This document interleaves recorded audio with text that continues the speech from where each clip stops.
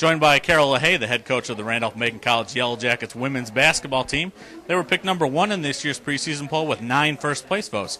Coach, talk to us a little bit about what you see from the early season practice from your team so far this year.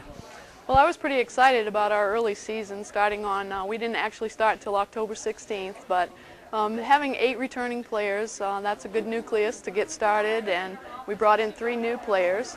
And we started out, and it seemed like we started where we left off. But then we had our first scrimmage, and it was kind of a rude awakening. So we're back to the drawing board, back to some fundamentals, and we'll get it straightened out. You returned some solid performers from last year's championship squad, and first-teamer Maggie Roy, second-teamer Taylor Wazorek, and then the MOP from last year's tournament, and Molly Brown. Talk a little bit about what you expect out of those players this year. Well, we have 4 seniors on our team this year, so that experience alone is something that we will draw upon. You mentioned Maggie. She was a significant scorer for us last year, and we hope that she's going to do that same thing this year.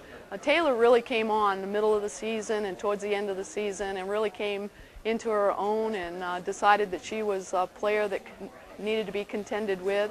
And Molly, she I guess kind of hit her that basketball was her junior year, and she was going to find a way to get it done, and we're just excited that she's got 1 more year for us. You mentioned that you have 3 incoming players this year. Talk a little bit about what you expect from them and if you expect them to make an impact in their first year.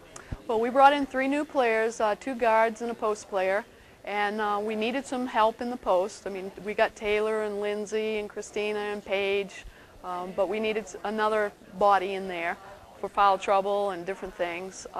And we graduated 2 guards, so we definitely needed some help in the guard position.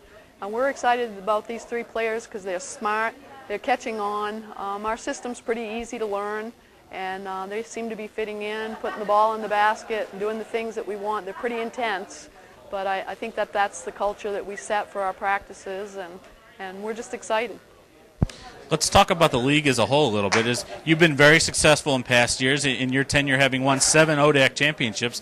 What does it take to win in the ODAC, and how do you see the league stacking up this year? Well, our goal every day is to get better, and I think that that's probably what every team's goal is as well. But as I look at the rosters of those teams, you know, coaches are working hard. They're out there, they're banging the doors down, they're watching basketball games and getting some recruits. And that's just very, very exciting for me because the conference continues to improve and get better each year. And on any given night, any team can play and get beaten. And you just have to make sure that you're touching all of your bases and doing all the things that you need to do in order to be successful. And you hope towards the end that you have gotten better every day, better than the other team. Well, Coach, thank you for joining me today, and good luck this season. Thank you very much, JJ.